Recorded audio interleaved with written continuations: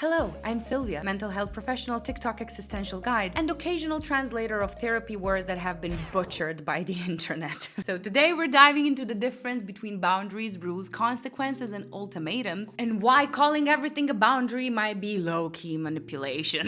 And yes, I will be using the Jonah Hill text as an example because, I mean, how could I not? It's such a good example. Also, I want to be clear right from the start, this isn't about gender, okay? Women can do this too. This is about misusing the language of boundaries to gain emotional control. Just to be clear. So the confusion between boundaries and rules often happens because it's hard to be reasonable when feeling unsafe for one reason or another, right? But then again, one of the big characteristics of boundaries is that they have great power. And like any great power, they come with great responsibility. So let's have a definition real quick. A boundary is an action I take to stay in integrity with myself. It's not about you changing. It's about me deciding what I will or won't do to stay aligned to my own values, needs, or nervous system. It's self-referenced, it's internal, it's a form of self-care that does not require your participation, but it does involve your impact. So let's bring in our boy Jonah here, okay? Let's read his text. If you need surfing with men, boundaryless friendships with men, posting sexual pictures, I'm not the right partner for you. So nothing about this says boundary. I see no request. This seems to be just a preemptive threat masquerading as maturity, to be honest with you, because nowhere in here is he stating what he will do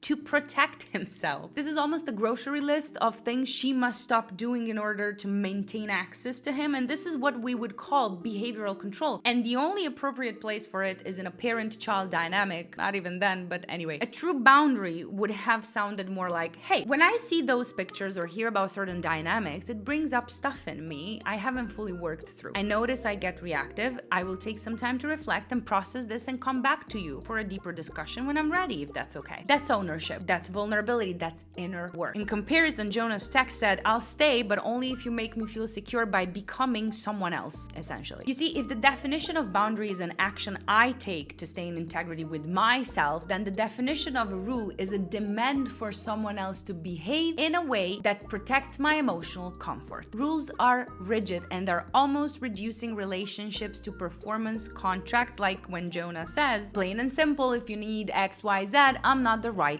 partner. It can sound like a harmless statement, right? But here's the problem. He started this relationship knowing she was already doing all of that. So you see, this can't be a preference anymore, because if you wanted someone that doesn't, and I quote, surf with men, probably you shouldn't have chosen a literal surfer, someone that surfs as a career. So you know what? In order to make this even more clear, let me rephrase for you all of the items on this list as actual boundaries, okay? And how they would sound like. Let's start with the surfing with men. My opinion on this is that this is about physical proximity plus the male attention, right? It activates jealousy and powerlessness, so what's threatening here is her freedom in male spaces where he's not present. Or at least, you know, this is what I think. So if you're also feeling this way about your partner, first of all, your feelings are absolutely valid, and here's a way to actually communicate a healthy boundary in this situation. I've noticed that when I imagine you in social spaces where I feel out of the loop, especially with other men, it brings up old insecurities I'm still working through. But that's not about you doing anything wrong. If I'm not able to manage those feelings, I may need to step back and reflect on what kind of relationship actually feels safe for me. Nobody's mad about that, because that right there is communicating a boundary. I'm going to take some steps back to make sure that this situation feels safe for me. You're not asking this person to change. You're not blaming this person in any way. This is a healthy way of communication. Now let's go to the second one, boundaryless and appropriate friendships with men. This to me is kind of vague. I'm guessing is based on his own comfort zone, so he's not really defining what an appropriate means. But what's important here is the fact that he feels unsafe by her friendships, and that is valid again, but here's how to communicate that. In past relationships, I felt unsettled when my partner had very emotionally intimate or flirtatious dynamics with others. I realize I can get anxious or start to compare myself. I want to be in a relationship where I feel secure, so if those feelings keep escalating, I may need space to check in with what's going on inside. You see, he's allowed to say, hey, this is hard for me. What he isn't allowed allowed is to make her friendships contingent on his approval. When drawing a boundary, we need to ask ourselves, if I'm saying I need safety, have I defined what safety means to me? Or am I outsourcing that definition to someone else's behavior? Now let's go to model to post pictures of yourself in a bathing suit bit.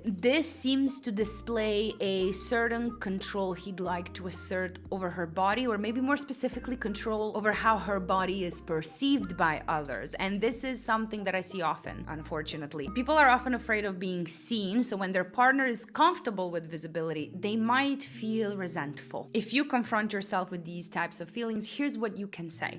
I notice I feel insecure when I see public images of my partner that are revealing. That doesn't mean you're doing anything wrong. It's just something I struggle with. If I can't process that in a healthy way, I might not be in the right headspace for this relationship. Now let's go to the next one, to post sexual pictures. I've put this in a separated point from the last one because this is more about how he's possibly linking her expression of sexuality with his fear of rejection, jealousy, or comparison even. He might be equating public sexuality with disloyalty, even if nothing is actually being violated. So here's how to draw a boundary about that. When my partner posts sexual content, I tend to spiral into feelings of insecurity or fear that I'm not enough or that they will betray me. I'm working on separating those feelings from control, but I might need to step back if I'm struggling to regulate myself. And last one is the friendships with women who are in unstable places and from your wild recent past. Well, I don't know anything about her past, but again, I find the phrasing very manipulative. It's like a control through association move. He's trying to regulate her behavior by managing her environment, and I'm guessing that the fear here is that those women will influence her to be too much or too wild or too uncontained. But of course, you don't get to curate someone's community in order to feel in control, my man, okay? You only get to name what it brings up in you. So say something like, I sometimes struggle when the people around my partner are in a lot of chaos, especially if I fear it will affect the relationship or bring back old patterns. If that fear starts overtaking me, I'll need to take space to check whether I'm projecting or actually feeling unsafe. So here's a checklist to identify boundaries. I language and statements like I struggle, I fear, I spiral, I'm feeling this way. Express your emotional responsibility like I'll take some time, some space, how about 2-3 days or another timeline. Allow space for conversation as well. As you've seen from my examples, boundaries might need some time to get implemented, but it's always about first telling the person, your partner for instance, that you're feeling uncomfortable with something, and because of that you will take some time to process it. Allow the other to ask questions or perhaps even try to offer compromises, and if nothing feels right, always make sure to take time and activate your boundaries. Now don't get me wrong, this space is only allowed unless we're talking about emotional or physical safety. In a situation where someone is crossing your line in a way that feels harmful or destabilizing, immediate action might be necessary, and that's absolutely fine. Boundaries include self-actions. That doesn't just mean communicating your discomfort, but it means regulating yourself, making sure you unpack your own feelings, take time to understand their side, and finally taking the responsibility of communicating if you feel unsafe or if you have worked through those issues. Now, please remember that different relationships call for different boundaries. What feels rigid in one dynamic might feel protective in another. What matters is your level of ownership and clarity. Now, that's all cool and dandy, but how to deal with someone like Jonah when they give you a list of rules in order to stay with them? Well, you respond by refusing responsibility. Say something like, I hear that these things make you uncomfortable, but I'm noticing that you're asking me to change myself instead of sharing what's going on inside of you. Could we slow this down and talk about what feelings are underneath those requests? I want to understand you, but I also need space to be myself. Now, from these texts, we have seen what we call fake boundaries, what are commonly called rules. But what if your boundaries are valid? What if you've done everything we talked about? You've owned your emotional process, you've made space for the other person's freedom, you've clearly communicated where your line is, and they're still crossing it. That is time we talk about consequences and why they're not the same thing as ultimatums. The short version of this would be that a consequence is an act of self-protection, while an ultimatum is an act of emotional leverage. But they can sound almost identical on a day-to-day level, so how to differentiate? Well, one says, here's what I will do if this keeps happening because I need to take care of myself. The other says, here's what I'll do to you